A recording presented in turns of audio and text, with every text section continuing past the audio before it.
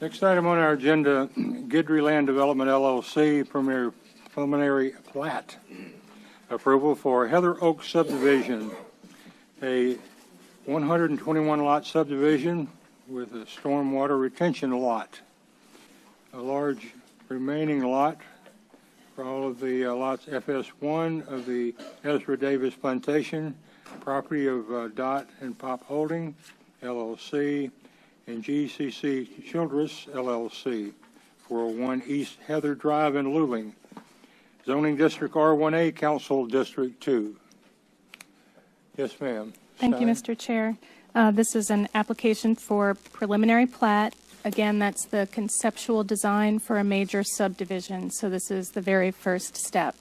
The plat shows 121 lots, each of which meet all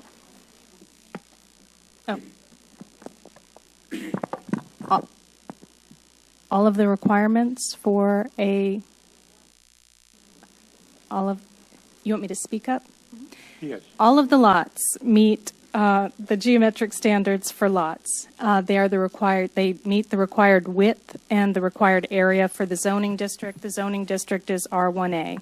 The subdivision does not meet the geometric standards for the block length. The block lengths that are proposed along the east side, that would be about 3,700 feet long. The subdivision does connect to the only street that is possible for it to connect to. That makes a block on the other side, and that's at a distance that also exceeds the maximum, but is pretty much the best that can be done. So the applicants have requested a waiver to that requirement. The department does not object to the waiver. And we've received quite a number of calls of concern for this subdivision. The overwhelming concern is that the lots are not comparable to other lots in the community, in the surrounding areas. So we did take a look at lots in adjacent subdivisions. I think the applicant has comments to that end as well, but the department does recommend approval of the preliminary plat. Thank you, Ms. Stein. This is a public hearing for PCS 2018-40, Guidry Land Development, for their preliminary plat. The applicant here, or applicant's representative, state your name and address for the record, please.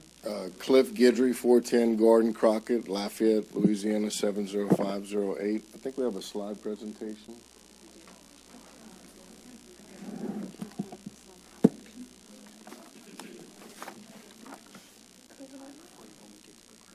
Okay, good. Thank you.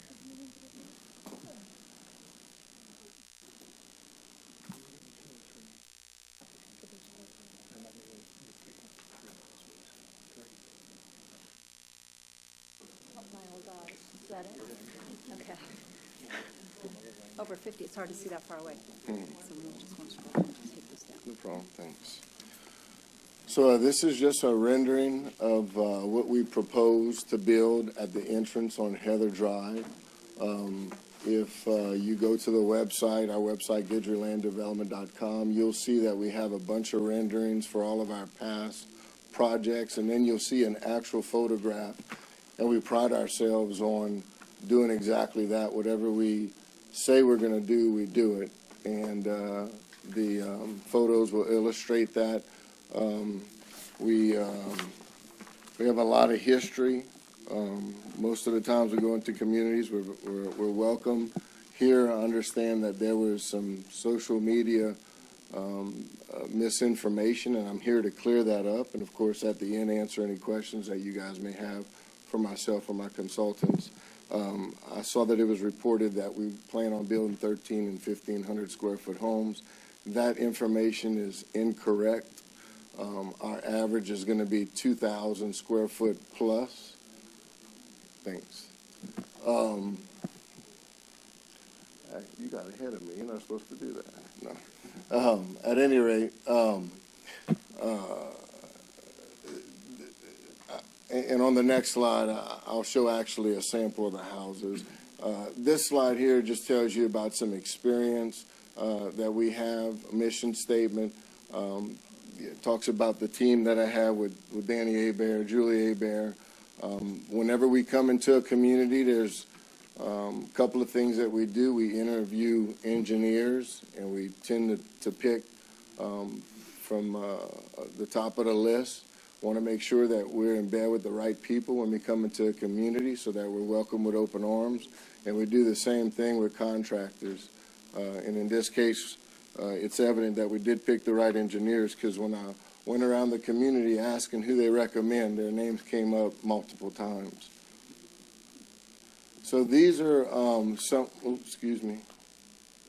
This here is a sample, as you can see, in the home averages of 210 to 260,000. Yes, the lots are 60 by 150. We plan on having the brick and the stucco facade. These are 3 and 4 bedroom homes that you could probably see yourself or your kids or your grandkids or a friend living in. I promise you, people in this room, you will absolutely know someone that's going to buy a house in this community. The average square foot home, as I mentioned, is over 2,000 square foot. That's living, so that means you're going to have 2,600, even 3,000 under roof. Oh, that's a little sensitive, sorry. So this is other examples of the types of homes that we will be building in this community. And it's just for everyone to view and see what type of work DSLD Homes does, and that's one of the builders. They build a variety of homes. They build a entry-level home. They build a mid-level home, and yes, they've even built homes in a $400,000 range in certain communities. And in this community, our promise is to build homes of the value between that 210 and 260 range. There's a need in this community for these types of homes, and we're here to furnish that need. And here's just a little bit broader rendering of exactly what the front's going to look like as you're driving down Heather Drive. It's not just the entrance that's depicted, but it's the entire frontage. Made the recommendation to put wrought iron fencing where the detention pond is going to go. I understand there are some concerns with that as well. However, in all the subdivisions that I've done, and you guys can go and view them, what we do is we put water fountains, as you see in here, and they're lighted water fountains. And it's a nice aesthetic for the community. And you typically see a lot of kids in here, you know, fishing and congregating with one another. It actually becomes a really nice amenity where you may have heard otherwise. We do plan on keeping a buffer of trees. This project, or this property rather, is full of trees, and we plan on keeping a buffer, for obvious reasons, just to be a good neighbor, and also for aesthetics as well. So it'll kind of be like a secluded community, if you will, other than that one through street that was mentioned earlier.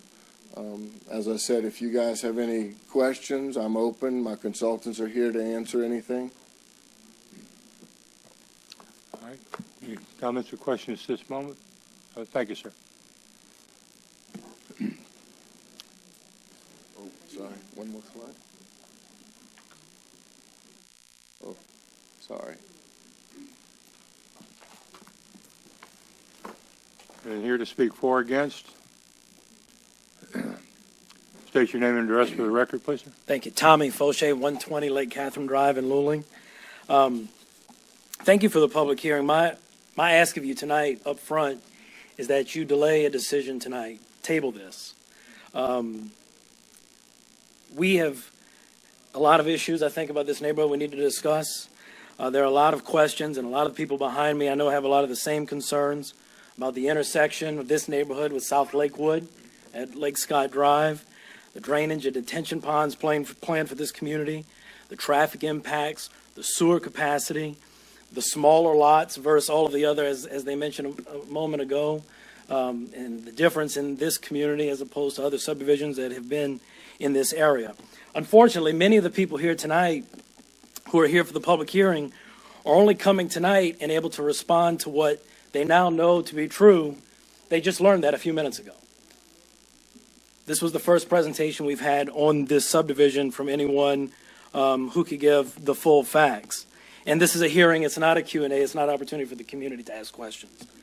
I learned about the subdivision about a month ago, accidentally from a neighbor on the sidewalk who happened to work in the courthouse and heard about it. And I was shocked when I reached out to Planning and Zoning the next morning and found out that, yes, these plans had actually been submitted for preliminary approval.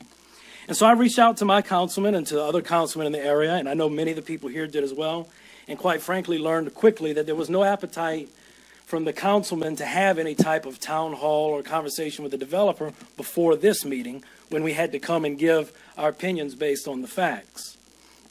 But we did learn that the councilman had met with the developers and the engineers to discuss what was planned. So they had a heads up and understanding of what was going on in the community. And I was trying to move past that until I read the Herald Guide this morning when Councilman Perrier said that she was confident that if this checked all the boxes and met the criteria, she was confident that the builder and developer was going to produce a good product and neighborhood for the parish.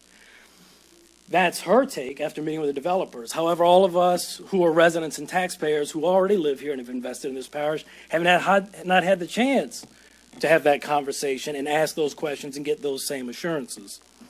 And so I was surprised when I read that this morning. Mr. Guidry said that DSLD is the builder, which then makes me really question. So the councilman had time to meet with the developer and I guess the builder, or at least take the developer's word for that, but did not want to meet with local residents. That's another reason I'm asking that you put this off.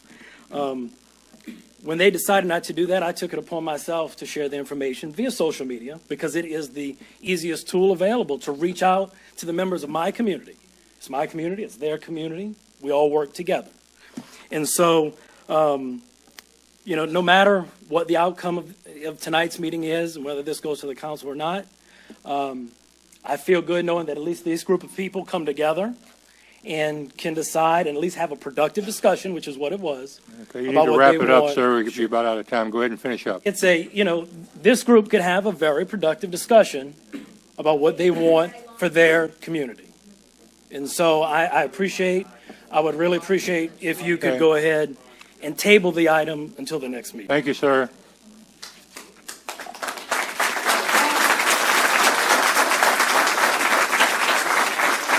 Take your name and address for the record, please. My name is Allison Prendergast. I live at 623 Willowdale. I'm not adjacent to the property under discussion, but I do live adjacent to the levee construction at Willow Ridge and where the pump station is. A lot of decisions are made here at the courthouse, but I'm here to speak for someone who has firsthand experience of what it's like living at a construction zone and at a retention pond. When the land behind my home was cleared for the levee, trees were burned in the far corner of the area, but we could still smell the smoke.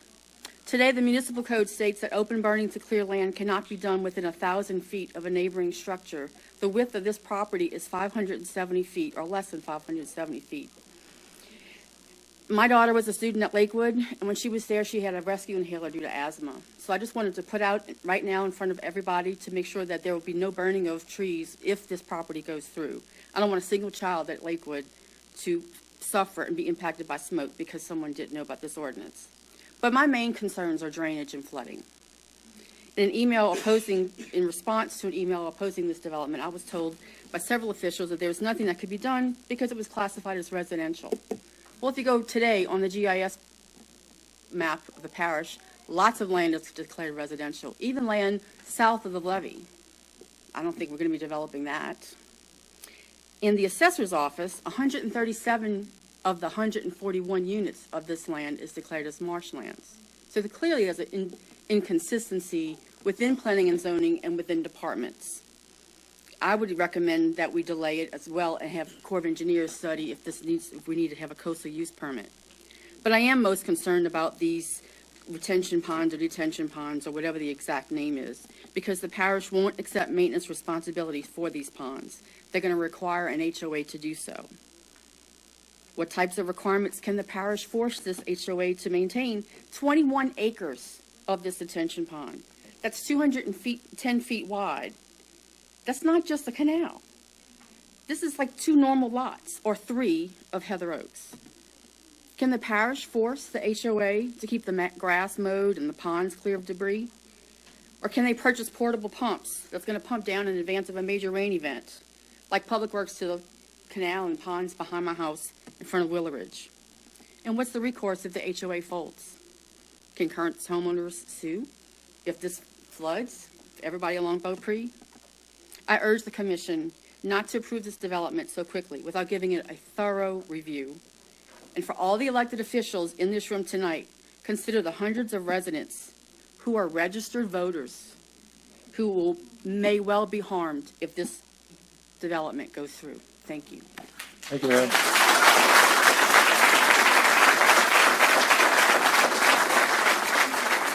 State your name and address for the record, please, ma'am. Thank you. My name is Mary Cluley. I live at 221 Evelyn Drive, Luling, Louisiana. This is in my district. I did meet with the developer and his consultants at his request. He did review the preliminary plat, just what he presented tonight. That was the only time we met. I did meet with Tommy Fauché and Corey Rome at their request.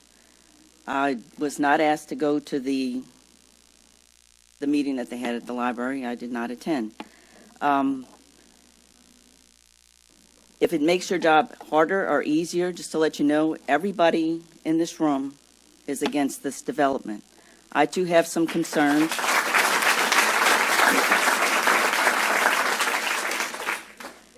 My concerns also are regarding the retention pond. The parish will not take this over. Since it is required that the homeowners maintain this as a retention pond, and like Ms. Pendergrass said, if they are unable to do it, if the homeowners association ceases to exist, what happens with that retention pond? I mean, it still will have to be maintained. I don't think the parish wants to be taking that over. And so that's a problem that I don't want these homeowners to deal with.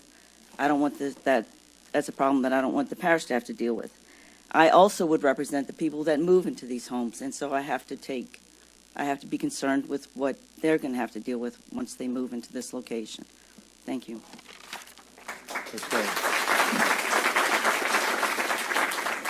State your name and address for the record, please, ma'am. Yes, I'm Harriet Parish, 118 Beaupre, right up against the woods. I'm asking you not to table it. I'm asking you to kill it tonight. When I bought my house, and if I run over time, Larry, can I have yours? Sue, can I have yours and anybody else on Beaupre? When I moved into that house, huh? You have to speak into the microphone for the record. Thank you, I'm ma'am. sorry. Okay. Really, you can hear me. Okay. Yes, ma'am. When I moved into this house and I looked at it, I was told it was protected wetlands. I don't know how to do social media. I'm 72. I ran up and down Beaupre block in 103 degrees. Everybody was told it was a protected wetland. When I asked Mrs. Cooley, she said, "Did you get it in writing?" I have at least 15 other residents who got that, who were told the same thing. When did it become unprotected? Are your schools not crowded enough?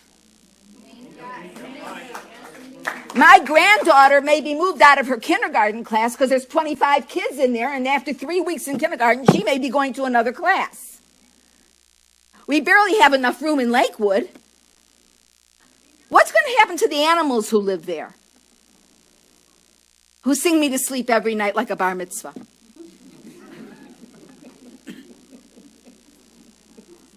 I bought it for the view. I bought it because it was protected. On my block, we have at least 10 people over 70 years old. 4 of us have heart conditions, me including. I don't want to hear it at 6 o'clock in the morning. I just retired. All that noise and clapping. So if you want to do this, wait till I'm dead. Also, you're putting in 70 houses where we have 39 on Beaupre. We don't care how big your houses are. We don't care about how beautiful the subdivision is. It's not as beautiful as our woods. Please kill this tonight. Thank you.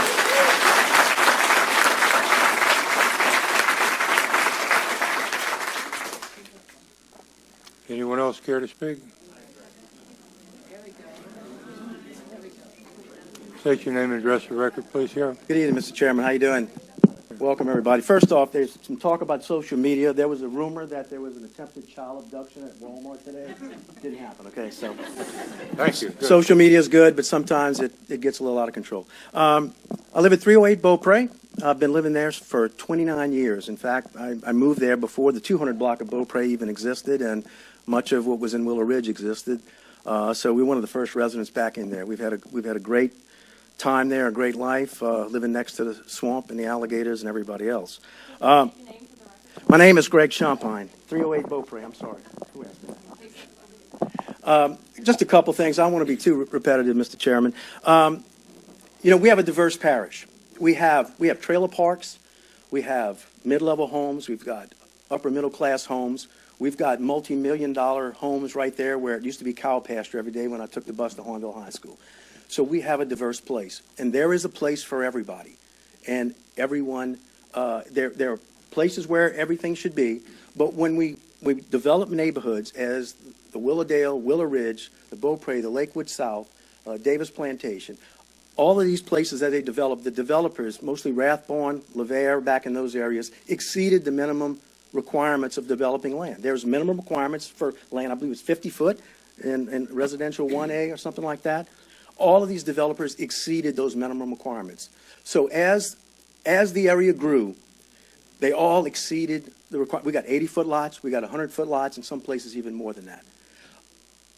I think the parish should probably do some kind of reassessment every so often of how the parish is growing to make sure that the character of each neighborhood is maintained, so that I think we all expect that when we move into a neighborhood and we make the biggest investment of our lives, a mortgage, which I still am paying on a mortgage too after 29 years, after putting 2 kids through college and graduate school, we all expect that what's going to be developed near us and next to us is going to be, it doesn't have to be exactly the same, but it has to be at least close.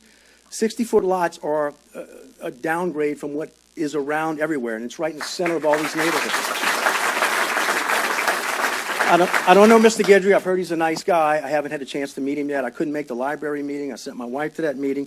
But I think we all expect that it should be at least something similar to what's around us. I'm not against development. We all live in a development. We all live in neighborhoods that were the product of developers. So that needs to be considered. That's the main point, and I don't want to be too repetitive. I intended on saying more. The only thing else I want to touch on is the Homeowners Association.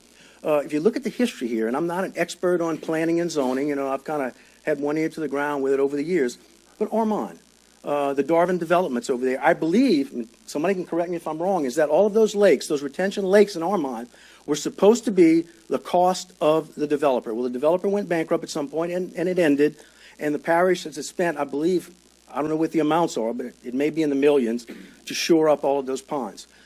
I keep track of civic associations, of homeowner associations around the parish, because that's part of my job.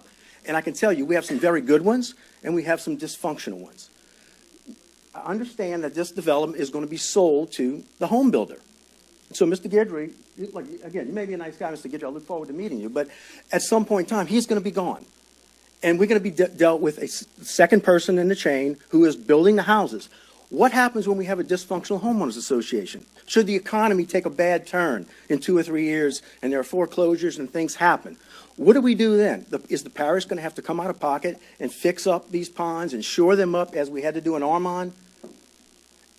In Ashton Development, Rathbone, Levere Land Company, an excellent development, probably the premier development in our parish right now. They're still having to subsidize, and I spoke to the vice president of the company today, just fact-finding, they are still subsidizing that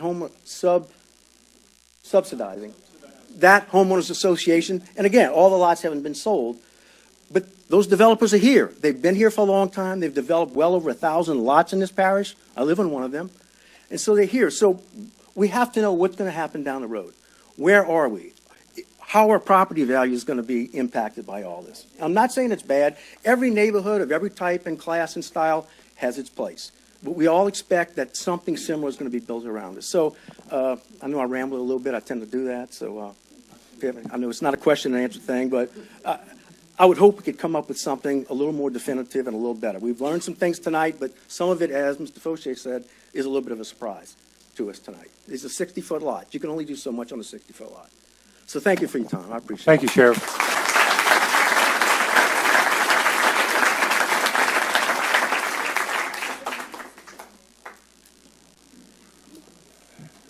State your name and address for the record, please. My name is Toby Trevick, 235 Albania Drive, Luling, Louisiana. Yes, sir. I live in Davis, and we have open swell for our drainage. Do they have open swell? And to me, the lots are way too narrow. The lot should be 75 foot. And if you drive through Davis, Willowdale, and Willow Ridge, and Lagatuda, and Lakewood East, just take a look at the houses. And to me, that's what everyone wants. They want consistency of quality of the home. That's about it. Thank you, very sir. much.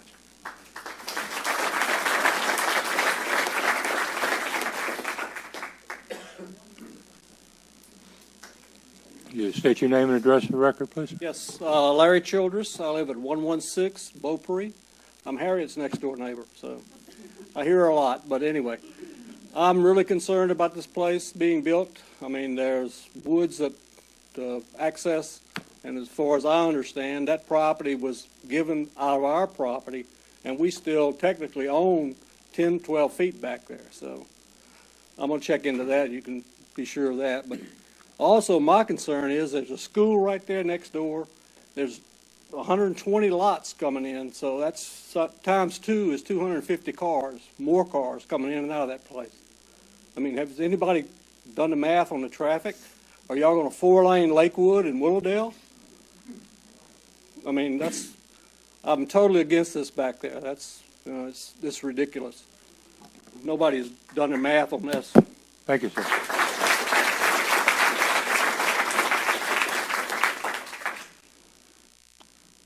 Yes, sir. You state your name and address for the record, please. Corey Rome, 201 Lake Catherine Drive in Luling. I live on the opposite side of Beaupre, and I live in the house on the corner of Lake Scott and Lake Catherine that is going to become a major throughway where my kids and all these other folks' kids play today. I saw Mr. Guidry's proposed development, and we all know lots of people can say things and make personal guarantees, but we all know that that's not always what happens. So although he's showing these things, I do have questions or issues with the homeowners association. Beautiful lights and fountains in the pond that are going to keep away the mosquitoes and alligators. Again, that has to be maintained by that homeowners association. The traffic that is going to increase on my corner, because everyone in my neighborhood who wants to get out to East Heather and to Willowdale Boulevard, guess what? They're going to pass on the corner of my house, increase in traffic for my kids. And we keep using the term retention ponds, but I don't think it's a retention pond, it's a detention pond. So they're not intended to be pumped out. Their means of emptying these ponds is through evaporation, which is preposterous to me that the parish would allow that for means of drainage. Evaporation. We've seen 500-year rain events in this parish, and and we all know where the water table is. That pond's not gonna drain. It's gonna stay full. When we get one of these 100-year or 500-year events, that pond is going to overflow. And where is it going to go? It's going to go in the canal next to Beaupre, which is going to get overcome, and it's going to go into those folks' houses.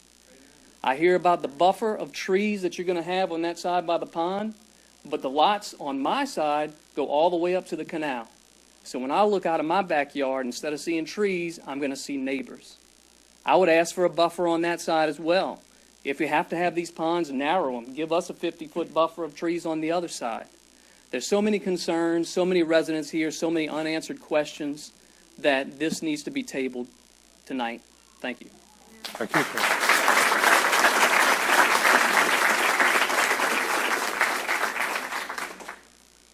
Anyone else care to speak?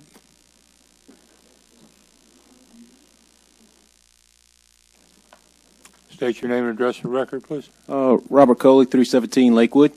So I live on Lakewood, and I've experienced a tremendous amount of traffic with the new subdivision in the back.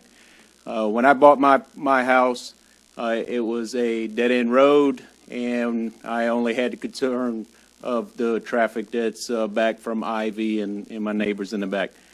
I didn't say anything about the new neighborhood that was going up back there. I knew eventually that they were going to expand, and it was okay. The traffic level is a lot, and it is aggravating. My wife has complained to me many times because when she needs to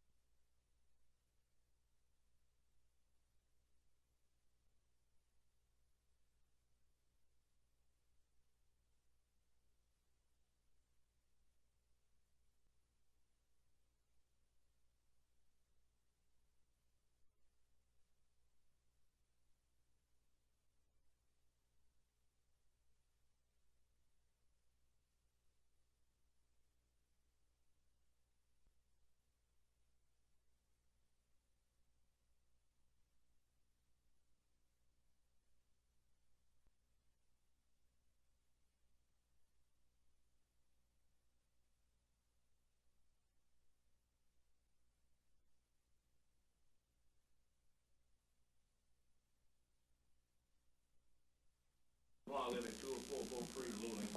My concern is the drainage. I was one of the lucky ones that was able to cover my front ditch. The planning board in the parish made me put 42-inch pipe in the front of my house for drainage.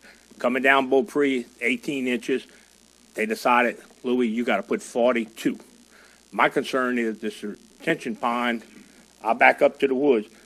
What size drainage y'all going to put in there?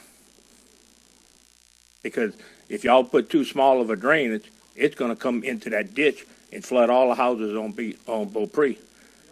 So I got a 42-inch pipe in front of my house that cost me a fortune to put in, and it was overkill. Exactly. That's all I have to say. Thank you. Sure.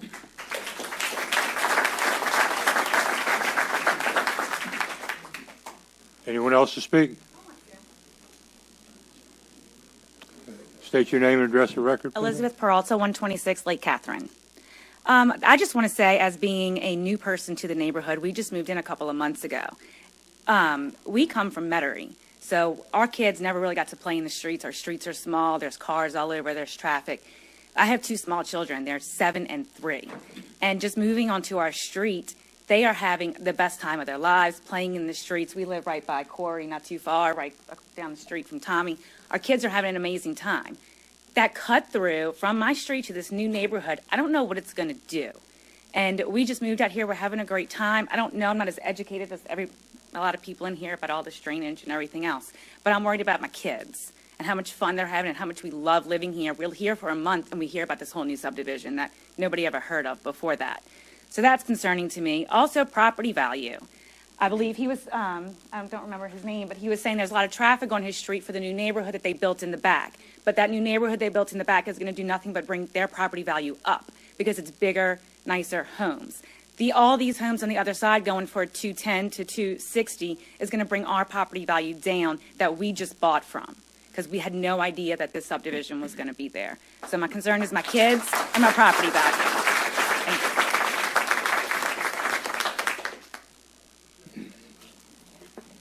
State your name and address for record, please. My name is Andrew Plack. I live at 106 Arlington Drive. That's Davis Plantation. I'm concerned about the infrastructure as well. I mean, does anybody remember what the North Shore was like when it started getting into this big boom? It became so popular, and you couldn't move on any of the streets. So they just built, and didn't improve the infrastructure at all. I don't want to see that happen in our parish. Let's have the foresight. If you're going to try to shoehorn all these houses into this area, figure out how much it's going to cost to widen and improve Willowdale, Lakewood, Heather, and everything else that's already having lots of problems. If, you know, social media was criticized earlier by Mr. Guidry. Hey, guess what? Social media is where we're expressing our concerns about the traffic that we've got with the amount of residents we've got, tax-paying residents right now. We need to tackle that stuff ahead of time now. Don't sit there and shove this stuff on our throats now and then go, oh, well, we'll improve the stuff later. I'm not willing to accept that, not as a taxpayer. Thank you. Thank you, sir.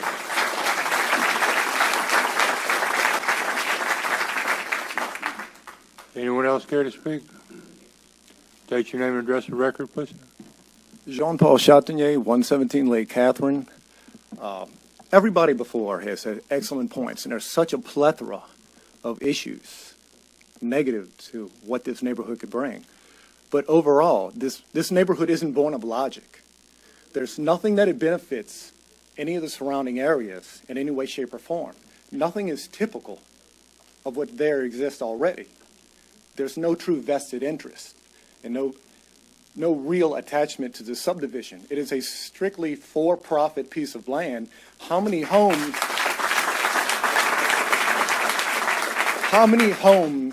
can be shoved into an area that looks like a key? The homes are, to us, they're manufactured homes. They come off an assembly line. Our hearts and souls go into our homes. There's an investment of ourselves, not just monetary value. And the simple fact of the traffic and everything else, what they've stated so clearly, it changes not just value, it changes value of life for everyone that lives there, all surrounding areas, children in the neighborhood, and the reasons for paying $300,000-$400,000 for a home and working 60, 70, 80 hours a week to afford your mortgage and take care of your family. So that one day down the road, that investment that you make is truly an investment and not a liability. Thank you.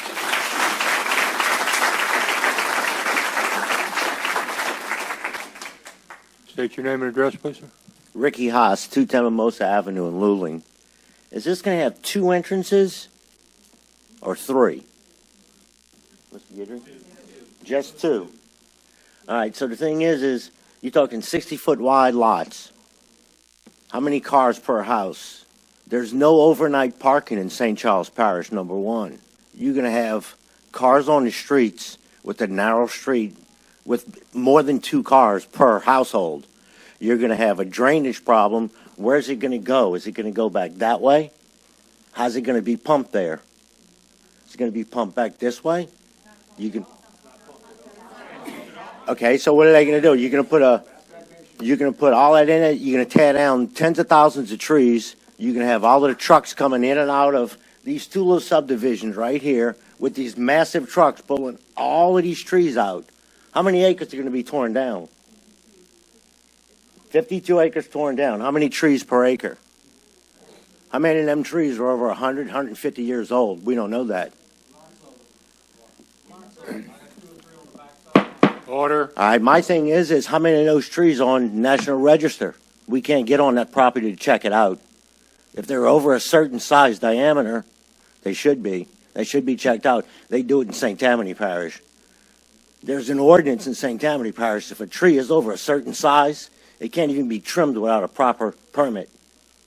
So if there's anything on this as far as wetlands, as far as trees, massive, pretty oak trees, that if you go back behind any of the subdivisions back there, we got some of the most beautiful oak trees around here. So that's my thing. I say red it all the way. Thank you, sir.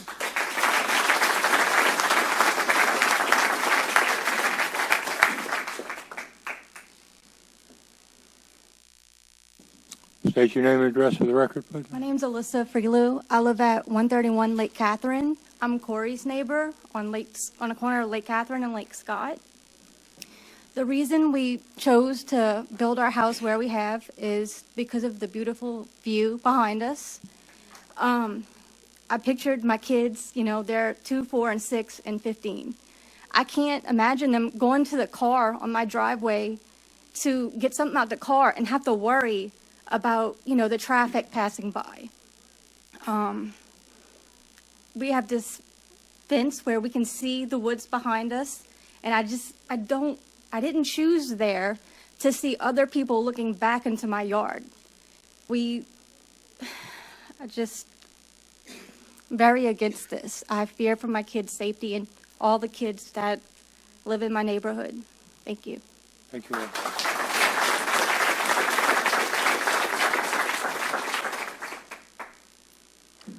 Anyone else?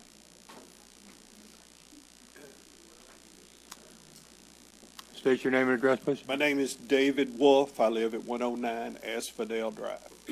And I came in here with an open mind tonight, and I wanted to hear the facts. But,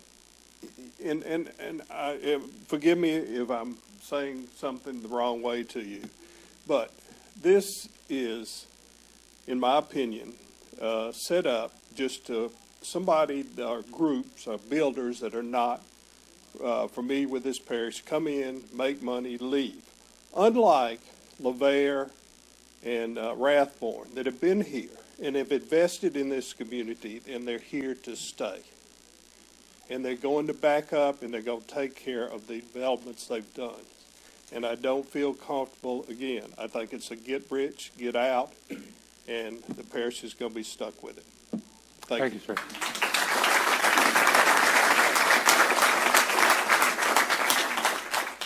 Yes, ma'am. Hi, Lindsay Machado, 211 Lake Catherine Drive in Luling. I just have a few points to bring up. I know a lot of this is monotonous and everybody's repeating themselves, but these are all concerns we all have. First of all, school sizes, the class sizes right now. A lot of these schools are great. We picked St. Charles Parish because of the schools, and we like the class sizes. I have two kids that ride J.B. Martin buses right now, and they are separated many times on the way home because of overcrowding. They cannot make it on the same bus. They are separated. When one walks in, I ask, where's your sister or where's your brother? And they say, oh, they had to get on the next bus because this bus is too crowded. So that's how are y'all going to be able to take 120 houses plus average maybe 1 to 2 kids on each? Some of them are going to have 3, and you're going to add these in. I hear kindergarten is having they're having the biggest amount this year, and the parish doesn't even want to approve an 11th teacher. We like the class sizes for what they are. We don't want them to decrease. The other thing I have is lot sizes being 60 feet apart. We don't like that either. That means pretty much you're going to have a 50-foot house with 5-foot setbacks on each side. So you're going to have 10 feet between houses. You can spit on the next person's house. It's a bit ridiculous. The next thing, traffic. If you've been down Lakewood at the time that schools are letting out or at 5 o'clock traffic, it is a backup. It's a traffic jam. Buses can't get out on the corner of East Heather and Lakewood. It is out of control. You're also going to add all the traffic from 120 lots. It's not a subdivision that's comparable to other lots that are next to us. I'm not completely against the development altogether. I just think that if you're going to have a subdivision with 75 to 90 something 90-foot lots, then build something that's comparable behind us. I was told that we were going to have a tree line behind us and it would never develop. Of course, that person is a liar, and therefore now y'all are talking about developing something. But at least make it comparable to where our property values don't drop. If you're going to build, these houses, don't hurt the rest of the parish that is paying taxes into it. The other thing is the throughway. You're going to have a long block that y'all are trying to approve. The fact that it's a long block, that is going to cause speeding. That's going to be dangerous for kids. I was outside with my kids. This through street, Lake Scott, you're going to have people going to the bike trail, cutting through our subdivision. I sat outside yesterday or day before yesterday for an hour and a half with my kids. 3 cars came down the street, all of which lived on our street. That's not going to be the same. It's going to be dangerous. You're not going to be able to let your kids go outside without it being a through street. Drainage, I know that that's going to be an issue. And then the 2 entrances, why do they have to connect with Lake Catherine? We have one way in and one way out. Why do they have to have 2 ways? We don't want them to connect to ours. So anyway, I hope y'all take all of this into consideration and drop this because it's ridiculous. Thanks. Thank you, ma'am.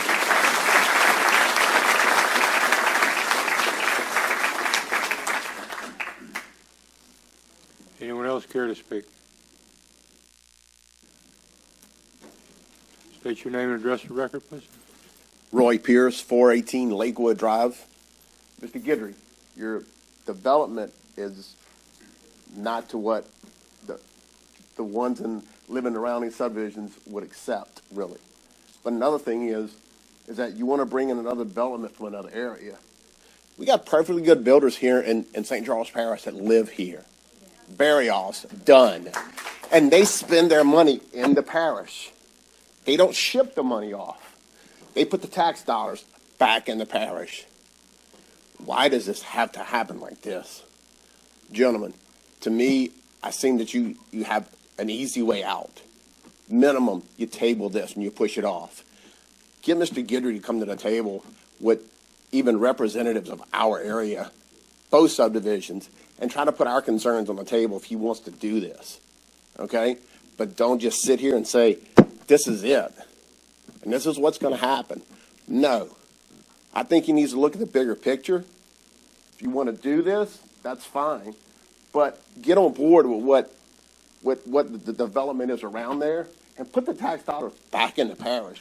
Put the people that live in the parish to work, that maybe want to work, people that are working out there every day, instead of shipping the money off. Lafayette, Baton Rouge, Strum Springs. Put the tax dollars here. Why do we want to spend the money somewhere else? Landry Lumber is one of the ones that profits from Dunn and from Barrios building houses. Why do we want to ship the tax dollars off, guys? Why? Leave it here in the parish. Thanks. Thank you.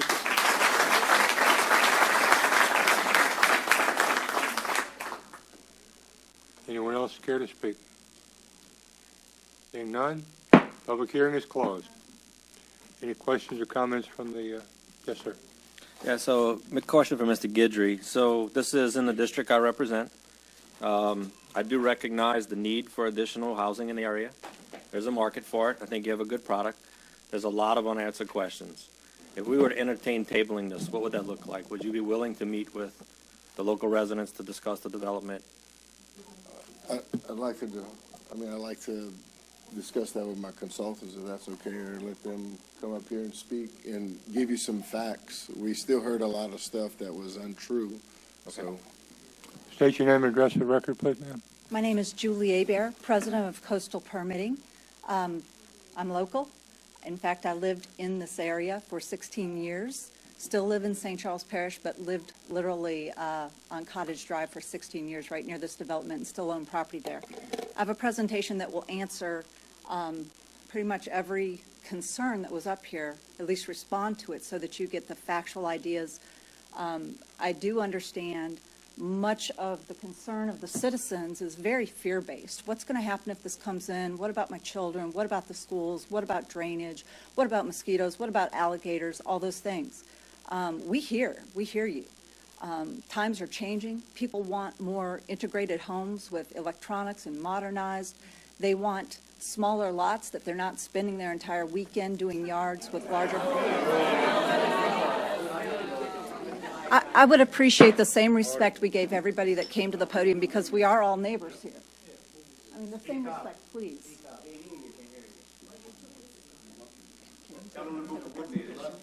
So I'm going to go through a presentation because pictures speak louder than words. I'm going to go through a presentation because pictures speak louder than words, and it will help to hear me if we can all have one person speaking at a time.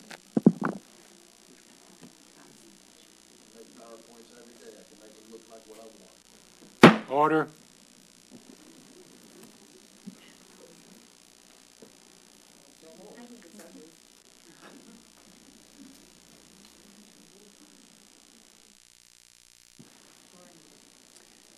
Again, I'm just going to reiterate. I'm going to reiterate what Mr. Guidry said, the developer, but you can see there'll be a buffer of trees on the Beaupre side, as well as a buffer of trees on the South Lakewood side. And the homes are both side-facing entryways. They are larger homes, averaging 2,000 square feet, living space, which puts them in the 24 to 26 under roof. There will be homes back there, 3,000 square feet under roof. And the way that this works, and we've talked to the builder, is that they will choose their lot and choose this. They will choose their lot. I guess I'm taller than the average person because my microphone is too low. They will choose their lot, and they will choose the style of home that they would like to live in. And if that is a 4-bedroom, 2,600 square foot home, they can choose that. And if that is a widower who wants to have 2 extra bedrooms for the grandchildren to come stay over, and they only want 1,800 square foot of home with a minimal yard size to take care of and maintain, then that person should be able to live in the community as well. It's a multifaceted community, and it certainly isn't low-income housing.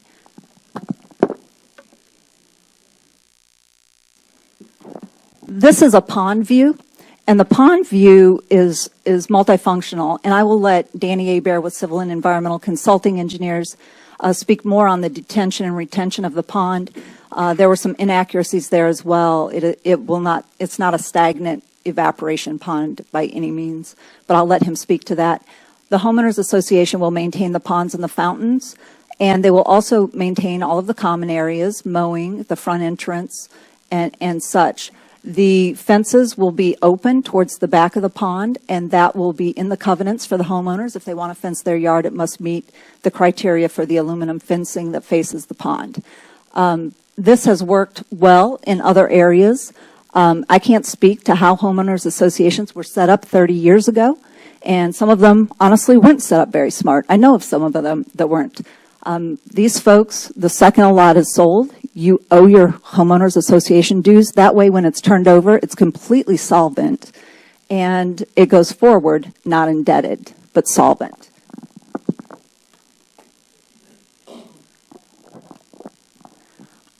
I also want to reiterate, with this planned development, and I guess we've all skipped over it, it's a $30 million investment in our community. That's $30 million of investment in homes and roadways and drainage and infrastructure, as well as the perpetual tax base that comes with the people who, just like the lady who moved here from Metairie a month ago, and her children are loving it, there will be people moving here whose children will love this too, and they'll probably be playing with the same children that she was speaking of. So, Order.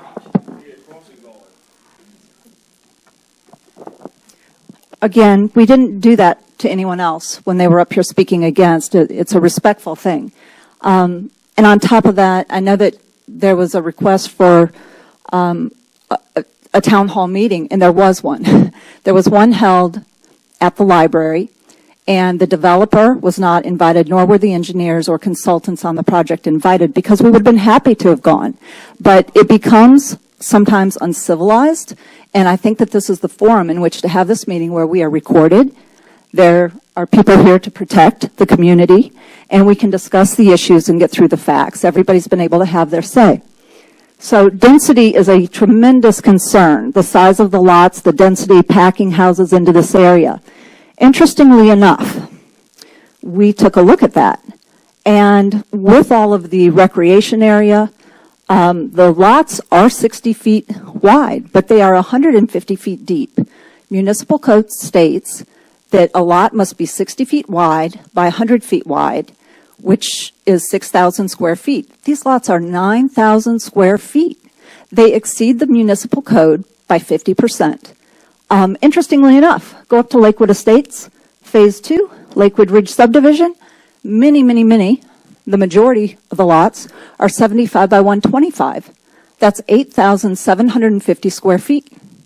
They are smaller lots than this subdivision. So if you look at overall density, South Lakewood, that has the largest lots, the density is 2.5 lots or homes per acre, 2.5. Lakewood Estates is 3.5, so you get an extra home per acre. Lakewood Ridge is 3.2. Well, Heather Oaks comes in at 2.3. It's the lowest density of all 4 subdivisions, and people are complaining about density only because it's a 60-foot wide lot. They don't take into account that it's 150-foot deep. You can build a linear-style home. You can still have a side drive-in garage or a front drive-in garage at your pleasure. It's still America. You can choose the type of home you want to live in, and that's why we live in this great country. We get choices. and they can maintain it. It doesn't cost an arm and a leg to get your lot mowed, and you can put a pool in the back, and you can landscape, and you can have very little maintenance and have a beautiful community. It's done all over the United States. We just haven't seen it quite so much yet here. But St. Charles Parish, being progressive, we are getting there. We are doing new things, because I used to live on Cottage, and I drove down Beaupre all the time. And I'm telling you, there's some houses on Beaupre that are very unkept because the yard is too big for the people to maintain. Order, order. Okay, so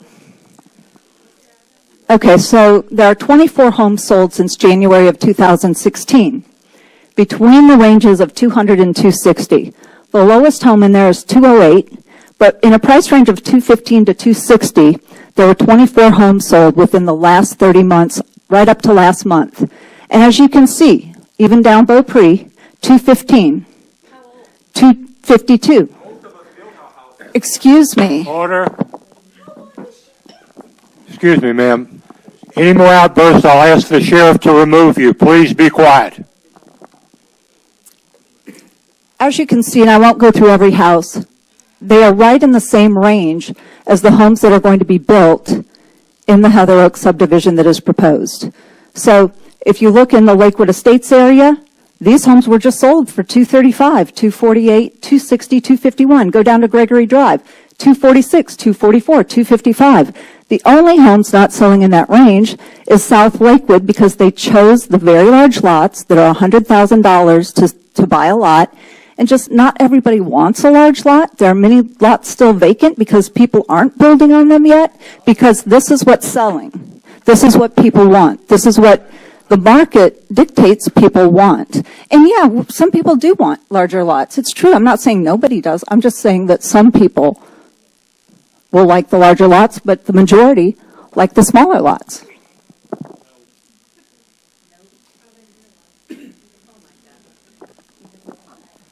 Okay, so this is Heather Oaks Drive, and this is Heather Oaks Drive for the proposed subdivision, and it's the back side of it. And I just wanted to show you that it's 60-foot lots, but they're 150 deep. You'll notice the circular area between lots 45 and 76, and of course it exceeds the minimum lot size by 50%. But that circular area will be used. This is also something we haven't seen in the parish yet, to my knowledge. It's called a chicane, or a traffic island. And it's used to slow traffic on longer roads without having the crossover streets into other subdivisions. They're aesthetically pleasing, they're effective, and they allow for the emergency vehicles to cross over with a rollover type dressing on the sides with the brick. Those are just a couple of examples, and it would be conducive to the area that they're put in. I've heard a lot about schools. Our children went to the schools. They went all the way through K through 12. So we're very familiar with the school system. I think that we are extremely, extremely fortunate, and I thank you. I know that Mr. O'Malley has been a part of the school board and the staff for years. And the dedication of our school system in St. Charles Parish is overwhelming, and we should all be very thankful. National statistics on school-age children in the country, if you will look, I'll try to show it. This is a single-family detached home, new build, new construction. On average, there are 61 children per 100 housing units. There's 121 homes, so to do the math, 121 homes. You have to go over to Louisiana. This is broken down nationally. Then they break it down by state. We have 41 children per 100 single-family detached units. And all of this data was collected not by me, but this was from the U.S. Census from 2016 and then published again in February 2017, utilizing that census data by the National Statistics on School-Age Children by the National Association of Home Builders. And there are only 49.61, so let's call it 50, school-age children that should be in this neighborhood according to statistics, which hold true. That means of of the 50 school-age children, if you divide that out over 13 grades, K through 12, that's 3 to 4 children per grade, assuming that all families are outside the district or outside the parish. We all know there will be people moving from the Mimosa area into a new home that might want to upgrade into a more modernized home. There may be some people back in Willowdale whose children have gone off to college, gotten jobs, moved away, and now they only have maybe one child in school. They may want to downsize and come over and live over there. So there's many, many reasons why people move around the parish, not just into the parish. But we certainly do have people moving into the parish as well. We have the expansion of Monsanto coming, and those people will need to have housing. We can't ask them to come here and provide tax base to our community without providing them housing. So we will need to do that as well. So the reality is many of these children that we're concerned about will already be in the school district. And you asked where I got these facts. So it's my understanding that Ms. Thibodeau, Anna Thibodeau, with the newspaper had called and requested data from the school board on the statistics for the overcrowding of the St. Charles Parish schools. So the PR director, Stevie Crevetto, along with John Rome, who is the facilities director, pulled all of the data. And you will see that Mimosa Park Elementary has a capacity of 1,120 students, 1,120. Current enrollment is 610. They are at a 54% capacity. There's no overcrowding. These statistics come from standards that they must meet according to the number of rooms that are in those buildings. And they take into account that there's reading recovery, that there is 504 situations that they have to account for, but they're at a 54% capacity. Lakewood Elementary is at 594 students, and their capacity is 1,160. They're also in the 50 percentile. J.B. Martin, they're at 838, capacity 1,139. They're in the 70 percentile.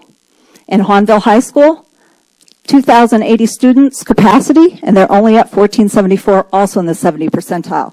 So what happens is our school board is very smart, and we have wonderful administrators running it. That's why we're at the top of our game.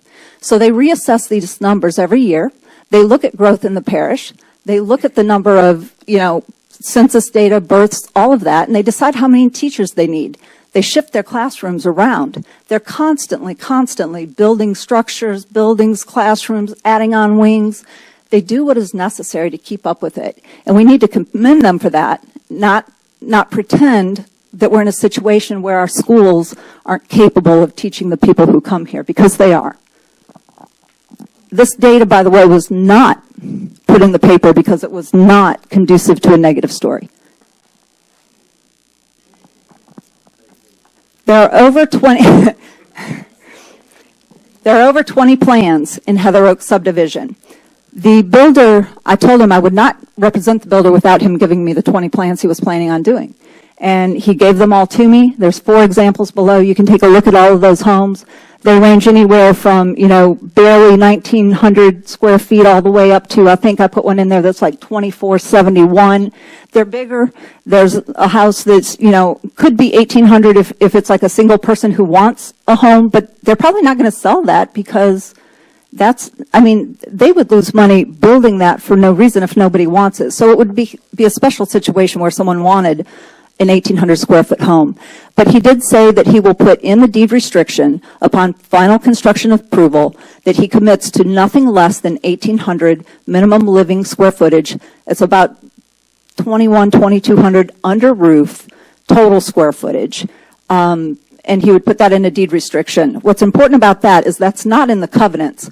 That means if that property ever gets sold, the next person is restricted to that as well. So he can't do a hit and run, which is essentially what the community is concerned about. And he has done some business in our parish already. So he's invested in our parish, and he'd like to be more invested, and he'd like to be a partner with our parish and do the right thing. And he's pretty proud of his product. Other people are too. He did win a Home Builder of the Year award. I think it was in 2016 or 17, nationally.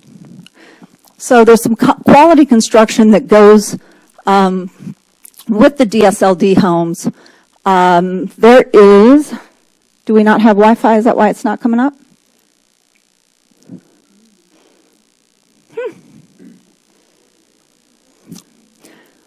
Well, I'll tell you what, I had a video that showed the quality of the construction in his home on the last slide, and it looks like it's not coming up in here. It came up fine in my office with the Wi-Fi and all, but I don't know, maybe it's just not connected to Wi-Fi. But if you want to go on the DSLD site, you can take a look in Gray, Louisiana, and he has a smaller home there, and it shows the quality of the construction. They have like a 1,000-point checklist they go through, and they have people before, during, and after construction that goes through with the people, the owners of the home, to ensure that is completely checked off, everybody is satisfied before they move into the house. Then 30 days later, 60 days later, they do a follow-up, make sure nothing has gone wrong. I mean, they're very proud of their construction and the quality of their construction. There's crown molding throughout all of the common areas, stainless steel in the kitchens. You pick the finish that you want on your cabinets. I'll tell you, I'd be happy for one of my sons to move back home and be close to us and live in a home like this, because there's no place for them to buy. They can't afford a 100-foot lot. And I'm hoping we can keep our kids in the parish, working in the parish, and living around us. That would be nice. And I appreciate your support. The builder does meet all of the municipal requirements, exceeds it tremendously, 9,000 square foot lots, and is mitigating all of the concerns for traffic on Heather Oaks with the chicanes and other ways. Danny Hebert is here, Civil and Environmental Consulting Engineers. He would like to speak to the drainage, which is also misconceived, sewer, utilities, and such. Thank you very much. State your name and address for the record, please, sir.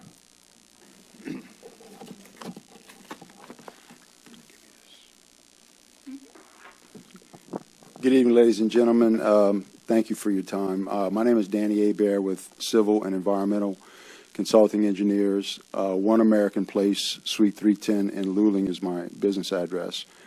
I've been a resident of St. Charles Parish for about 26 years. About 18 or 19 of those years, we've been developing subdivisions, amongst other things that we do. We're a general civil engineering firm. Many of the subdivisions that people live in here tonight, we were directly involved in. So we're local, we're from here, and we're proud of that. We want to make sure we protect this community. We just recently moved outside of Cottage Drive to Hornville, but we still have property on Cottage Drive, and we have an investment there that we want to protect as well. So we understand the concerns. What I'd like to do is talk about, I guess, drainage initially. In order for us to evaluate drainage of any project successfully, you have to look at what the existing condition is now. Currently, the shaded area is Heather Oaks proposed subdivision. The USDA through the NCRS provides published data of what type of soils we have there, and there are several types of soils there. There's 3 different types, but the prevalent type is called a Conscian silt type, which is the exact same soils that are adjacent to us in the Willowdale Grand Ridge area and the Lakewood and Lakewood South and Lakewood Ridge areas. What's notable about that is the calcasieu, or the Conscian clay, it used to be called calcasieu and it changed the name. The permeability of that soil that exists out there now varies anywhere from 0.4 to about 0.6 inches per hour. And in the first inch of rainfall, you have depressions in that land feature. You have some relic bayous that have been sort of abandoned because of surrounding development. You have uptake from vegetation. You have absorption from organic matter such as leaves and tree debris. So in that first inch of rain, a lot of this rain is stored on that property currently. After that first inch of rain and the soils become saturated, it only absorbs about 0.4 to 0.6 inches of rain per hour after a wet condition. So if we design subdivisions for either an 8-inch or a 12-inch rain event, 8 inches for the street passage, 12 inches for the home elevation. which is required by the parish. If we get a rainfall, a typical high-intensity rain event, let's say 2 to 3 inches, then most of that runoff from this property currently in its present wooded state is running directly into Peterson Canal, adjacent and to the west of our property. There is no interchange or flow from the proposed Heather Oaks subdivision to the to the Grand Ridge / Willowdale subdivision. There is no connectivity. Completely different drainage system.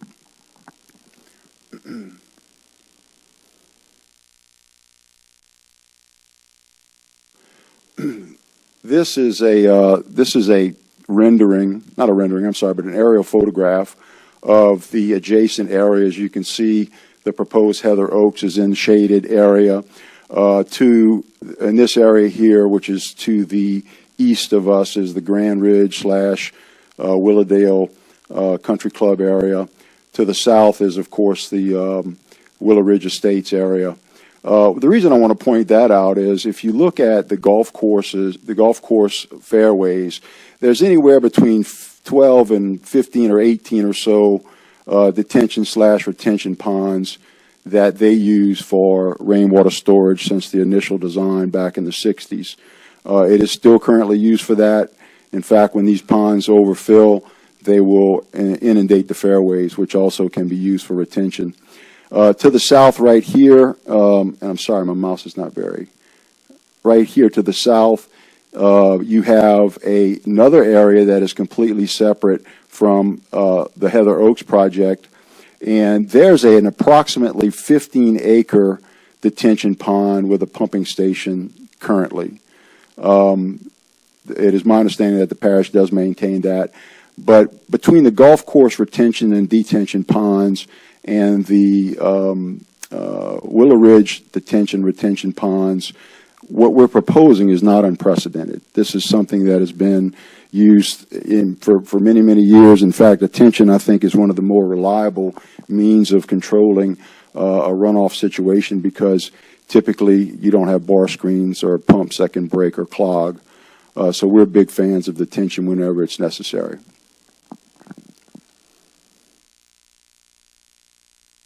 I also want to point out that this area here has its own individual drainage, which is the country club. It pumps to a station to the south here. This area is completely separate now through the new construction, and it has its own pumping station. The areas to our west, which are the 3 subdivisions that are in Lakewood that abut this proposed Heather Oaks, all drain to the Cousins Canal pumping station, which is one of the larger pumping stations in St. Charles Parish. It has the same common conveyance system through either Peterson or Cousins Canal, and it goes right here to the Cousins pumping station. There was a lot of people that I think indicated that they had concerns with a stagnant pond. I can tell you this, that about 95% of the runoff from this proposed development will drain directly to this detention pond and will be connected to Peterson Canal through a series of culverts here.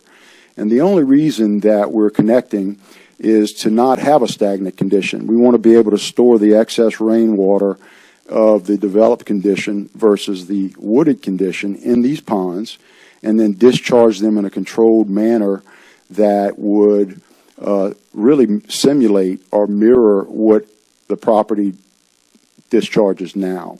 Currently, our calculations show that it discharges between 10 and 20 cubic feet per second to Peterson Canal. Our culverts will be sized to mirror that at this location. There will also be a weir structure that will be sort of a dip in the walking path here, and that, even though that's not very sophisticated, it does have a function that I think is powerful. We designed for 8 and 12 inches of rain, but we all know that we get events that are much more intensive than that, unfortunately. Last year from Hurricane Harvey, Houston got over 24 inches of rain. The year before that, in the Livingston Parish area, there were over 20, some places 27 inches of rain. from an unnamed storm. It was just a low-pressure cell that kept training and training and training over Livingston and those areas north of Baton Rouge, and it created tremendous flooding, thousands of homes flooded. If we get an event like that here, what this weir will do is allow this pond to overflow on the southern end. The culverts will be beyond capacity, and this pond will overflow into Peterson Canal to be pumped out by Cousins Canal Pumping Station here. So we will make sure that it doesn't spill over into the subdivision, either the Heather Oaks or adjacent subdivisions, but that it will be maintained at Peterson to the south. Unfortunately, those events do happen, and we are vulnerable to them whether or not this development happens or not. This is a sort of a, I don't want to confuse anybody with this. This is a, what this shows is the red line shows the discharge of runoff from the wooded condition currently, and the blue line indicates the amount of water that would be stored in the detention pond. It would capture that excess runoff, and we would size the culverts to mirror that outflow. Basically, that's what we're showing. It would be a wet pond, but it would have 1 to 3 feet of what I call freeboard to be able to store this excess water in a high-intensity rain event, again, to mirror what is there now. This is all public record. This is information that we got from planning and zoning, from building permits. I basically blacked out the lot and address numbers.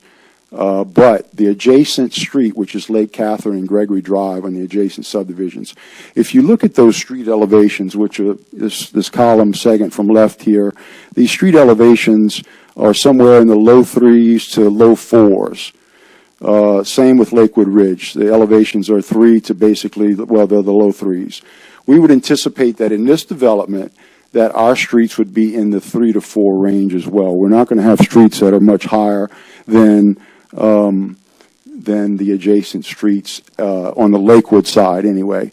These represent numbers that came from building permits of these adjacent structures. If you see, some of them are at 660, some of them are at 7, 620, 604. Our base flood elevation for the proposed subdivision is identical to this. It's going to be 6. So what we're doing is not unprecedented for the area. There was some concern about traffic, of course. I could totally understand that and agree with that. Traffic is typically looked at as what's called level of service, or the amount of delay that you have per vehicle. The top column, this is all information that is, used by transportation engineers around the country, and it is very consistent data. Delays that are less than 10 seconds at either a signalized intersection like, let's just say, Lakewood and Highway 90, or Willowdale Boulevard and Highway 90. When you have delays of anywhere from 10 to 20 seconds, that's what's called level of service B. Less than 10 seconds is pretty much a free flow of traffic. We anticipate that the level of service now at the peak hour in the AM and PM is somewhere around the B or C level, where you have anywhere from 10 to 35 seconds of delay. Let me move on to the next one and show you how that. Okay, so what we did was with we have what many years ago, they would use these air tubes to do traffic counts and speed counts. That is outdated technology. We have radar technology that we actually own and keep calibrated. We did recordings on Lakewood Drive over a 2-day period, and we did recordings over a 2-day period on Heather. This is actual counts over a 48-hour period in the existing condition. And I will try to blow this up here. And I don't want to bore anyone, but on Lakewood Drive, which is very near the church, right before, I think it's Birch Street, on Lakewood Drive, oops, sorry, my mouse is not this sensitive. I apologize. I'm trying to get through this. Okay, so on the average daily traffic over 2 days was 4,688 vehicles in a 24-hour period. That's an average of 2 days. On on Lakewood. On Heather Drive, an average daily traffic was 2,458 vehicles in a 24-hour period. But if you actually look at the numbers on this chart, which are pretty telling, you know, not everybody leaves and returns at the same time. What this shows is out of that 4,800 vehicle count, at the peak hour in the afternoon, which is basically between about 4:30 to 5:30, you have 320 or so vehicles per hour in the afternoon. That's people that are southbound and coming home from work. In the morning, you have anywhere from 160 to almost 200 vehicles. This particular day, it was a little bit more. It was 220 vehicles. So at the very peak hour, those are the maximum traffic counts that you have. And you can, very good question. Those were taken, both of those were taken during school session, and they were taken on a Tuesday and Wednesday so that we could be representative. Some people don't work on Monday, some people don't work on Friday. So both, they were taken at separate times because we only have one recording device, but they were both taken on Tuesday, Wednesday times.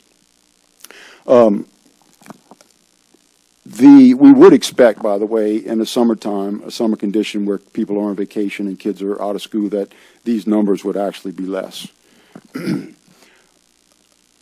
Okay, so anyway, so this is the eastbound and westbound traffic on Heather. You can see at the afternoon hour, you're a little over 120 vehicles per hour on Heather. This particular day, for whatever reason, between 4 and 6 o'clock, we got up to about 170 vehicles, almost 170 vehicles per hour on Heather. That's in both directions. Okay, now, everyone talks about traffic and those concerns, and I get that, especially when school is in session and buses are stacked up here at Lakewood. But the normal standard that engineers use for looking at traffic improvements or intersection improvements, signalization changes, are 500 vehicles per hour at the peak hour, and in some cases 500 vehicles per hour for repetitive hours. So as much as we think we have a traffic problem, the levels of service don't indicate that. We do projects in St. Tammany where, you know, for whatever reason, you know, they have levels of service of D and F, but we just don't see that here. So what we did was, using this trip generation software for this particular subdivision, which is the latest 10th edition, we've determined that there will be 572 vehicle trips exiting Heather Oaks subdivision every day. 572 vehicles exiting, 572 vehicles returning.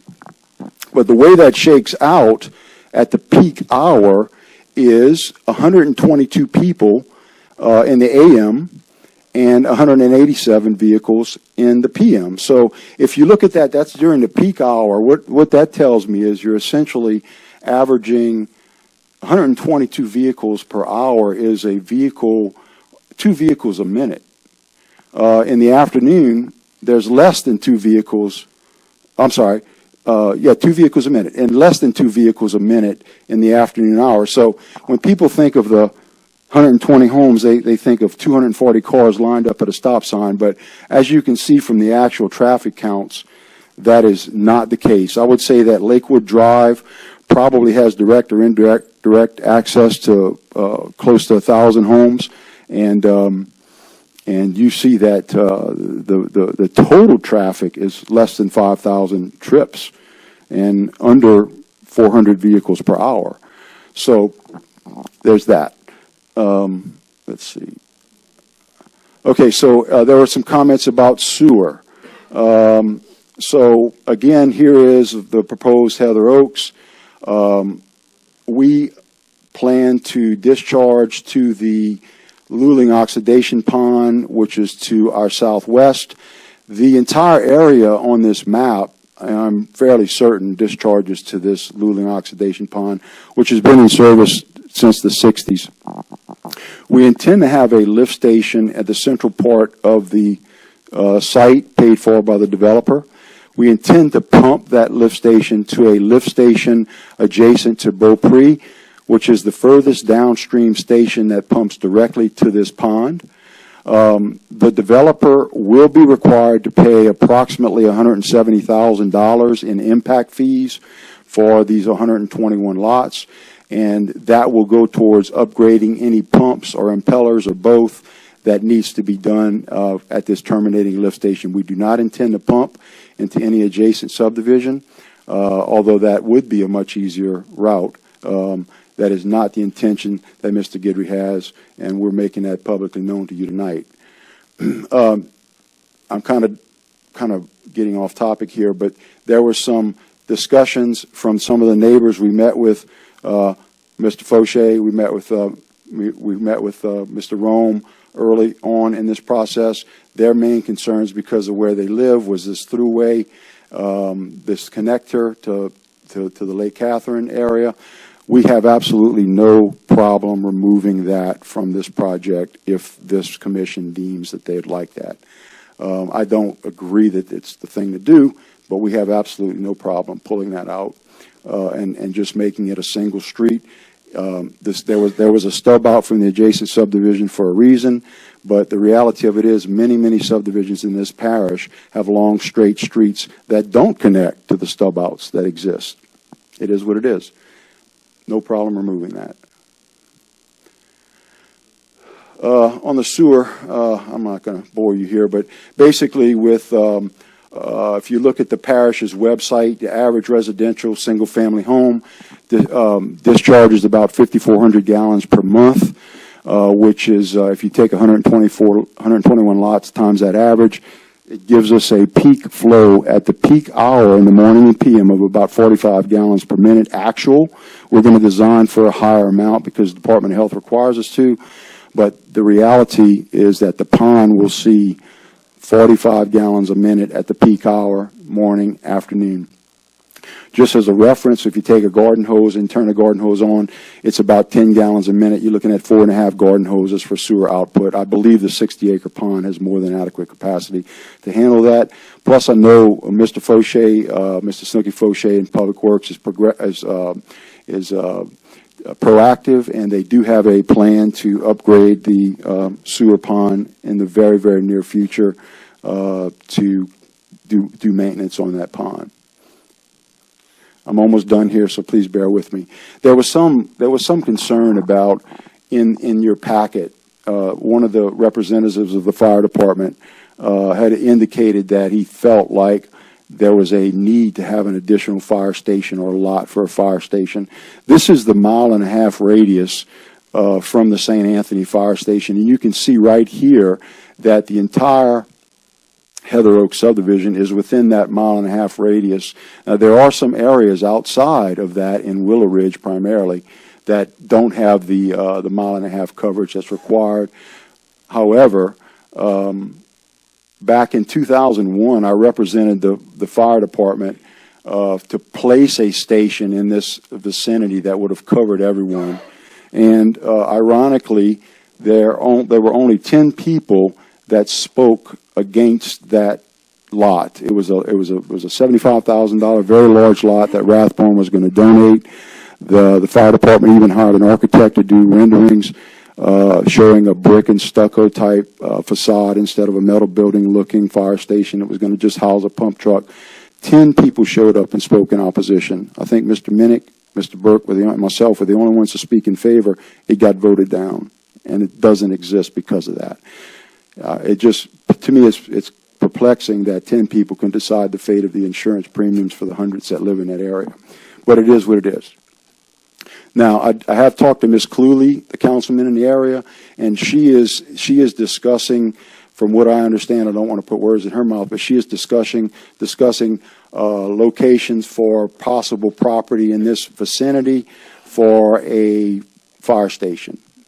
And I'll let her speak to that if she would like.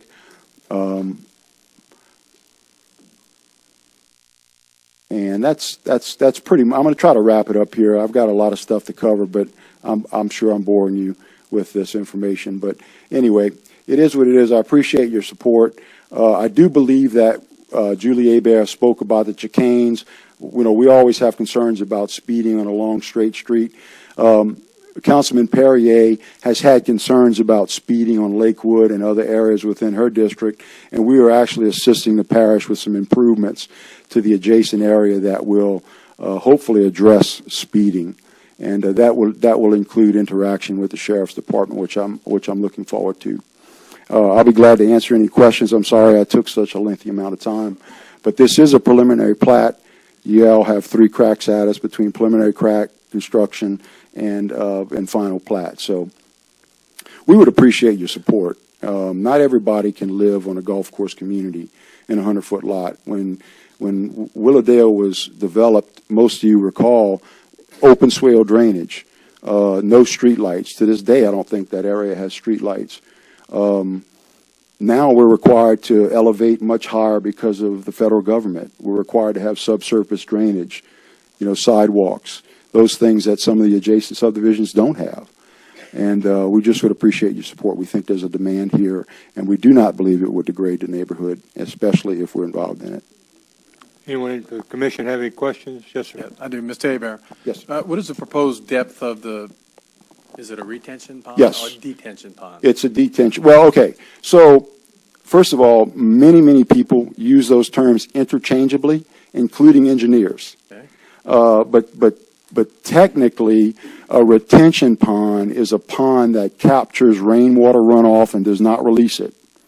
The reason that you don't want to release it is because, like for example, there are some retention ponds on Willowdale, the Grand Ridge Golf Course. They want to capture that rainwater and use it for irrigation, or they want to use it for supply water for herbicide application.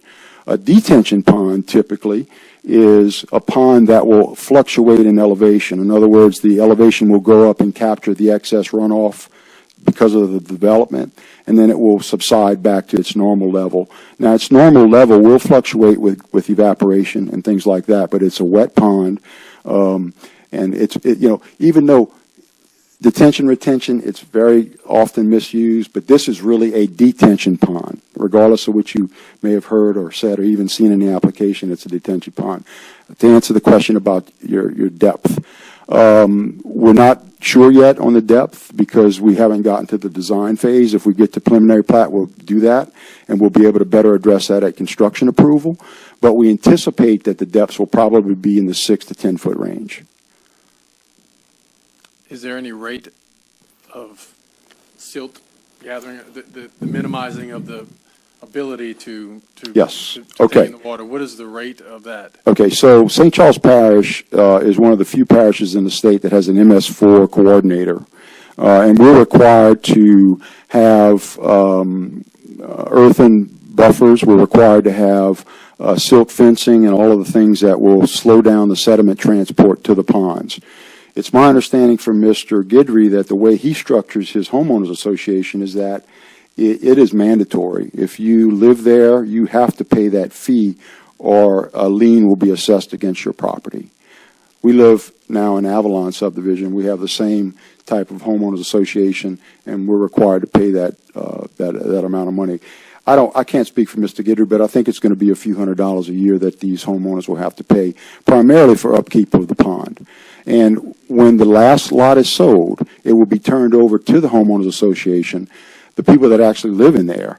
And I just cannot imagine that they wouldn't have the pond's best interest as far as keeping it maintained. It's not going to be a parish maintenance. Even for the dredging of the pond? That's the concern is the dredging. Okay. We were involved in the Ashton Plantation project. We designed those detention ponds, you know, for a similar reason.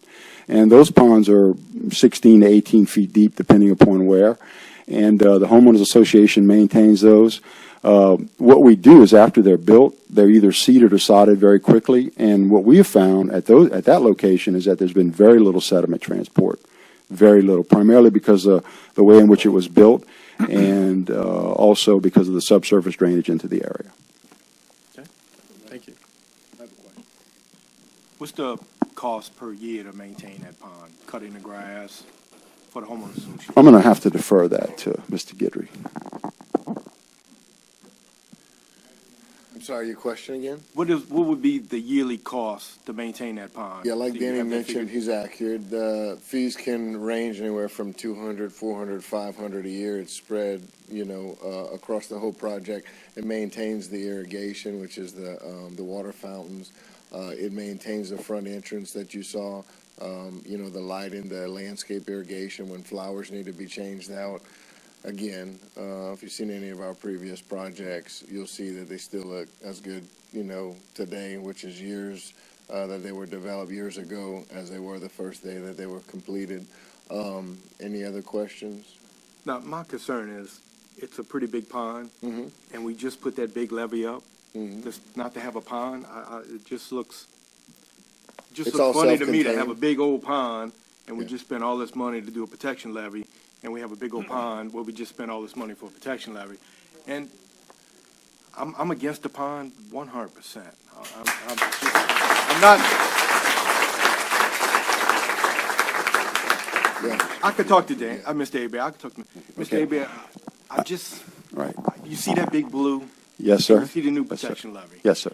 It just confuses me to spend Right. all this money on protection levee. Right. To have that big old pond. The pond is twofold. I'll be honest with you. It is a larger pond than what is needed for drainage detention. Your typical pond size for runoff would be anywhere from 12 to maybe 18% of property area to detain runoff. This is almost 40%. It is larger than what it needs to be for drainage reasons. However, if we lose detention ponds, that means more lots, of course. You do understand that. Number one, that means more lots. Lots too, then. Well, but it may mean more lots even if they're larger. And in fact, the elevation of 6, which is now the requirement, back when we bought on Cottage, it was 4. It was arbitrarily changed to 6 after Katrina, and it's still 6. The natural ground in that area, as you saw from the elevation slide, was in the 3 to 4 range. And in some cases in the southern area, it's even, 1 to 2. So the amount of fill that needs to be brought in because of the federal government's requirement is significant. And that is one of the reasons that this design was done, is to offset and to be able to utilize that for fill. It's not ideal from a layout standpoint in that you don't need that much detention, but you do need that much borrow to be able to elevate the property to the federal government standards. Is there any way we can, maybe Mr. Guidry will shorten the pond, make it a little smaller? Because my concern is, what if the HOA goes bankrupt? They dissolve the HOA. We haven't had that happen yet. I know, but but anything I can happen, understand. okay? Yeah, no, it does happen. I have a house on a HOA, so Listen, I know how if they it are. means that, you don't like the size of the pond, and we can still get the adequate fill to put on the lots, and we can reduce the pond, and that's a concern, I don't have any issue with it at all, as long as Danny can design it accordingly, and he's comfortable with signing off on it. Okay. Okay? So as you can see, we're very flexible. Yes. So Trying you'd to be do the right open-minded, thing, maybe right? We table don't in this? want this to get not approved because we don't like a pond that's too large. We want to make sure that, we hear what you're saying, and we want to address those concerns. Okay. Definitely. Yes, sir. One other thing, you had a question about the silt and the sediment and how to control that, and I wanted to let you know I'm handling all of the environmental, and we already have an approved MS4 permit from the parish. It's done, it's approved, it's signed off on. So we're very proactive in our planning to make sure that things are done right because we are a part of the community. And the pond, I don't think anyone has said, but they do stock it. They stock it with brim and bass and allow people to go fishing. And I remember the days when our kids used to get kicked off the golf course because they couldn't stand looking at a pond that they couldn't fish in. So it's an amenity as well. And it's not the type of amenity that is going to be a detriment to the community. Any other questions from the commission? Yeah, I have a question. Would you guys be opposed to having another town hall meeting and With Okay. All right, so officers present, so they can have secure environment? is this not a town hall meeting? It is. This is a public hearing. But it's a town hall meeting in that everybody has been invited. It's been duly noted in the journal. It's, you know, we have everyone here that matters. We have the council member here. We have the planning commission here. Everyone here that matters is here. What will a town hall meeting serve? I think the people that hadn't had an opportunity to speak tonight would be able to speak, and the people that wasn't able to attend would be able to speak. And I personally have more questions to ask, like, are there going to be sidewalks in these houses with the extra long blocks and different things like that? Yes, there are sidewalks.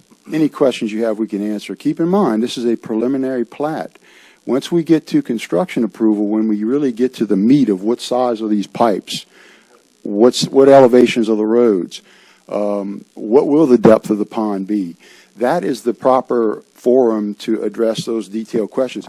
We have actually gone above and beyond any project I have ever done for a preliminary plat. And, you know, I'm sorry, but we have so many RV parks that pop up in this parish. Is that all we're going to prove? Is that all we're going to prove? The only thing that a town hall meeting does is, we attended one in Mr. Terrell's district. A lot of people were there. It was chaotic. It was very unproductive. There was a lot of anger. There were things stated about the project that were totally untrue. None of it was on record. And the net result of that was that community lost a $40 million investment. Well, it's funny, people say good, but I can remember when some of these subdivisions that we did for these people, and they had people come up here and say the same exact thing, identical, different people, different time frame. Do you have any other questions for I've had numerous calls about this property, and I think maybe conceding on maybe varying the size of the lots or doing some things that may be in favor of the neighbors of the subdivision. Yes, sir. I'd just like to go on record and make sure it's duly noted that the school system is not taking a position on the proposed subdivision, neither for nor against. Some of the data presented was produced as a public information request, and I feel like we should also explain the formula used for that. When that fact is stated, it's based on the formula that accounts for 18 students per classroom. That's based on a national standard. Some classrooms may have 33, some may have 6. If it's a classroom for gifted and talented or other special needs that requires fewer students in a classroom. So the capacity numbers are actual and based on a formula, but that's an average. So I don't want that taken out of context, and that was presented as a public information request received earlier a few weeks ago. So I just wanted to go on record that the school district is not taking a position for or against on the proposed neighborhood. Thank you, sir. Mr. Chairman, in speaking to the developer, we feel that we meet or exceed the parish's requirements, which is reflected in the recommendation for approval by the Planning and Zoning Commission. We would ask for an up or down vote. Okay.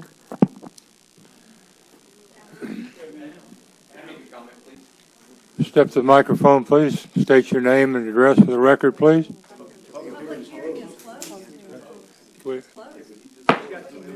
We're opening the public hearing for this one gentleman. That's order. Order. My name's Troy Sparandio. I live at 114 Gregory Drive. With all due respect to Mr. Hebert and the engineer, the developer, we don't have any other educated, engineered opinions or numbers other than theirs. This effort was done without any of our consult. It's definitely coordinated. It goes back many months. At least it needs another look from another engineering firm. These numbers, Houston had detention ponds. 100-year rain event, no match. No match. It's a disaster waiting to happen. And I work construction, drainage, flood walls. I just think we need more opinions on the numbers. Okay, thank you, sir. Mr. Chairman. Tell them about the process from what you said. Okay. Ladies and gentlemen, my name is Michael Albert. I'm the planning director. Just for everyone's understanding on this, the project in its submission phase is at the preliminary plat phase. That's the point at which the developer submits a preliminary site plan and the planning commission reviews it for lot size, shape, conformity with standards, and street design. To address what the gentleman just asked about, the next phase of a subdivision approval has parish engineers review the plans, confirm or reject or modify the current engineer's predictions on the plans, and provide data-based recommendations to the planning commission. So I just don't want anyone to think that that's a step that's skipped. It's simply a part of the second phase of any approval for any subdivision. Mr. Yes, sir. Chairman, I just want to make a point that the public hearing was closed. The gentleman was allowed to speak. As the applicant, we are allowed to rebut, and we are totally within our right to do what we're doing now. Go ahead. Let's get on with it. As it relates to the peer review the gentleman talked about, we have no problem having someone, if they want to acquire or obtain somebody to review our designs, we have no problem with that at all. Thank you, sir. All right. The public hearing is closed. Are there any other questions or comments from the commission? Yes, ma'am. I do want to ask a question. The town hall meeting that was held, was it something that was held by the residents, or was it something that was held by your council district rep?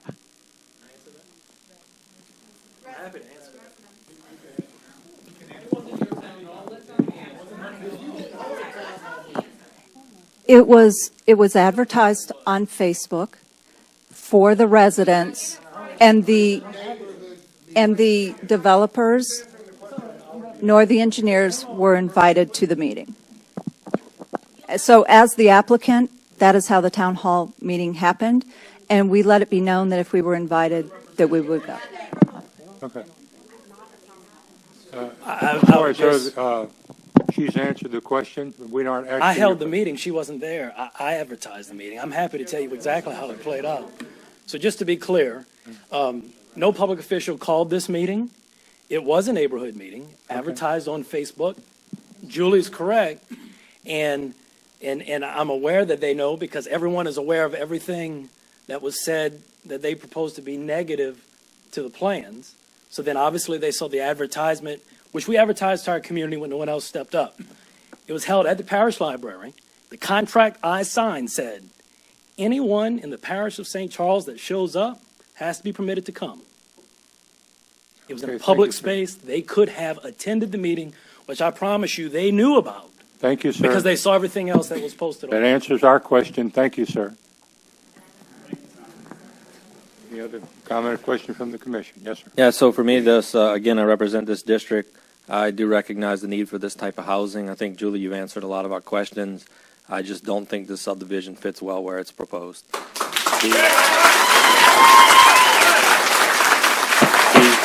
Order. My primary concerns are it's adjacent to well-established subdivisions, the frontage of the lots don't conform with the neighborhoods in the adjacent areas, as well as just, most of these houses are custom homes. We're talking about 20 designs, so it seems like it just doesn't fit well in this area. I do recognize we do need this in the parish. I think the school stuff will work itself out. I just don't think it fits well here in the proposed area as currently designed.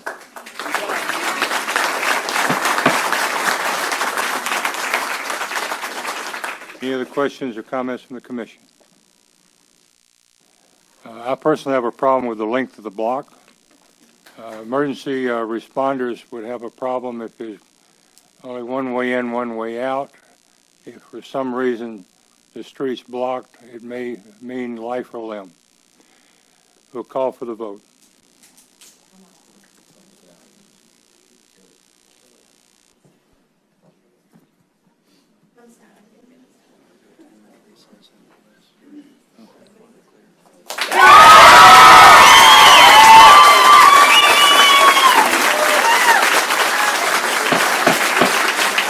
Order.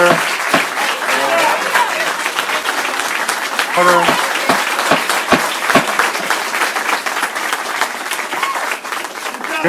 We're going to have a 10-minute recess so you can clear the ones that want to leave so we can finish our meeting. 10-minute recess.